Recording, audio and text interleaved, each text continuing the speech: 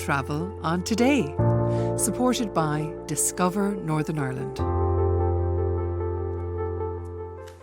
Now, with Belfast on the National Geographic's cool list for 2024, our travel expert Thom Breathnach decided to take us a trip around the north of Ireland. We're starting in Belfast. Yeah, one of my favourite city breaks in the country. Belfast is on a bit of a cusp of a wave right now because, as you mentioned, Dahi, it was named as one of the coolest cities on the Nat Geo list, which is great PR for the city. It is, and then there's Belfast 24 taking place this year, which is a list of excellent cultural and food events across the city. We're seeing now one of the best areas in the city, which is the Martime quarter. So there's so much to see in that area, from the Titanic Museum, which is like epic in its own right, to the distillery, and then across the city itself, you've got the main blockbuster attractions.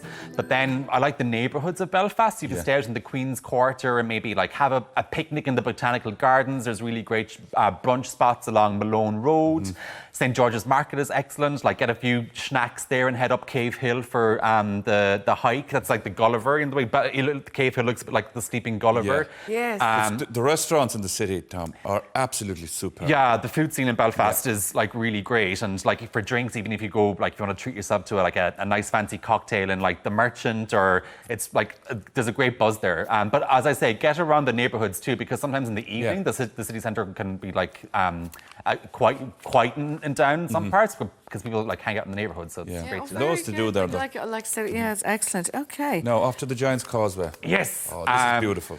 And it's spectacular to just see for the first time, isn't it? It really is, and it's so different. I mean, we're blessed with our coast that every region is so different. And the thing about the Causeway coastal route, here we see here now the Giant's Causeway, which is, I guess, the blockbuster attraction of the route. I always say to people, try and get there maybe in the evening for sunrise or for sunset, because you've less tourists and it really kind of has the wow factor. Then you've so many other epic attractions. This frightens me, but I'd love to do it. The Carrick-a-Rede. I've crossed this bridge hundreds of times. Do you remember that ad way back in the day? Yeah. So that's Dunluce Castle. Oh. And then you've got Torhead. So many of the sites from the Game of Thrones, exactly, which are really popular. But even if you're not, I've never seen that series before. Have you not? No, I haven't. No. Oh my God.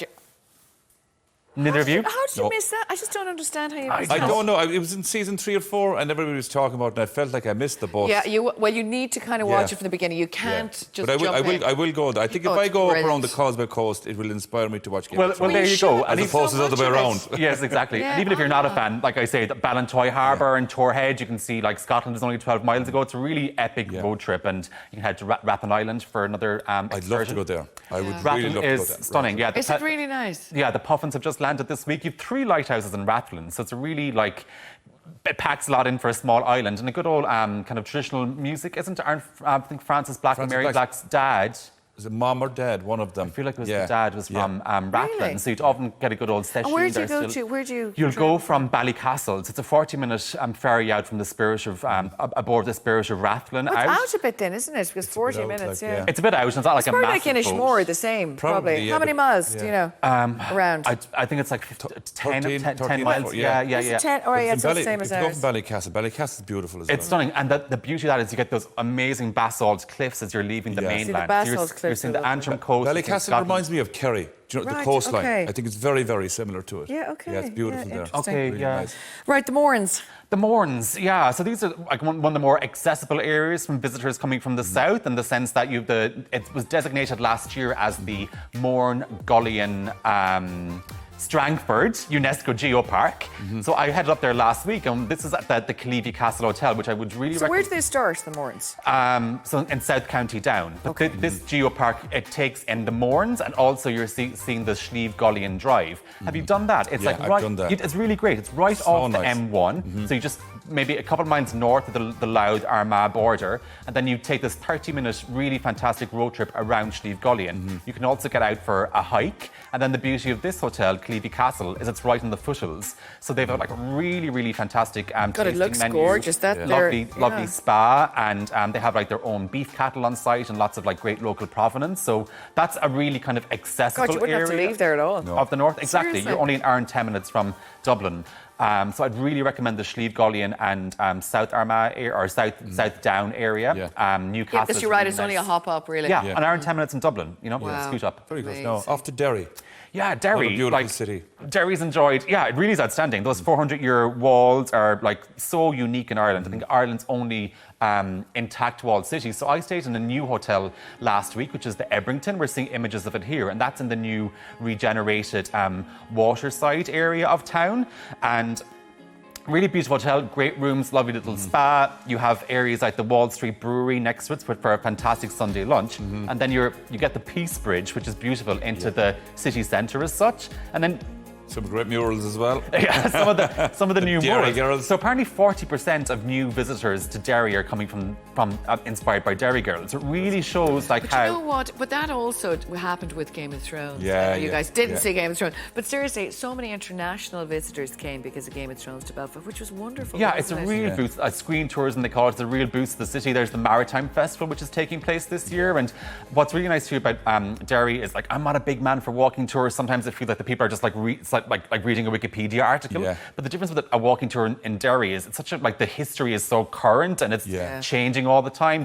And so you get a local tour guide who takes you through. It's £6 and a great kind of intro to the city. Oh, that's very good. I'd really recommend it. Really good. No, out to Fermanagh and Tyrone. Yeah, so Fermanagh and Tyrone, the kind of one of the lesser visited areas, kind of sparsely populated. I mean, you have Enniskillen and Fermanagh, but not many big towns otherwise. So really great waterways. There we saw Devonish Island, which you can get a boat. You can get either cruise your own boat or else get a guided boat tour out. Where would you pick up the cruises there? So from Enniskillen itself. Okay. Yeah. Oh, sorry. So those cruises, you can get them on Lough Erne, or you can get small, or you can get smaller little boats for too, like two-man boats, and head out. You can go all the way up to say County Clare, all the way up to Fermanagh if you. You could exactly down to Lough locks and everything. Yeah, I mean it's the largest river system. So you can go through the locks along the way. All the way up to that's a cool thing. And this time of year it's beautiful because the bluebells are about to pop out, and then you have here we're seeing Tyrone. This is the new Sperrin sculpture trail by the artist Thomas Dambo. Where's that in Tyrone? So you've a few different access points near the Dava Forest, where the new Dark Sky Observatory is. Yeah. So you've got some of the most so no light pollution in that area. So God, it must be really sparsely populated with no light pollution. It is, yeah. You got I mean, the Sperrins are actually Ireland's longest mountain range. I mean, not obviously as high as the McGillicuddy Reefs, but I mean, if you're driving from Belfast to Tyrone, you've got pretty much the Sperrins half the way through, along with the banks of Lough Neagh. And one other quick thing is, if you are driving from Belfast to Derry, the Seamus Heaney Home Place Museum is there. That's in Balahi. That's a really nice spot. I thought I'd be a bit triggered by Leaving Cert poetry, but it's actually a really nice spot and a great kids corner for. You probably had a different appreciation of it though. Once you learn. I certainly did. Yeah, from a different Death Naturalist perspective now versus 30 years ago. So I know. yeah, It's so many fab places though. Yeah. There is, so it's really diverse. For 6 counties, there's so many different city breaks and the basalt cliffs and the waterways, the mountains. Very diverse, yeah. Yeah, exactly. And the Embrace the Giant Spirit kind of campaign, which I think has been really effective and kind of soft adventure, great tourism, great food, accessible, great public transport. You can train up. It's a beautiful train ride from Dublin. And Erin says that train up. I haven't done that train for many years, but it's supposed to be just lovely now. The coastal one, as you're coming, you come into from Derry, and you go through the beaches of Port Rush and Port Stewart, which are amazing for a sundowner, by the way. Harry's shack in Port Stewart. Nice. Yeah. Tom, We are uploaded. We are uploaded. Thank you very much. And of course, we will put all that info onto our social channels at RTE Today. Travel on Today. Supported by Discover Northern Ireland.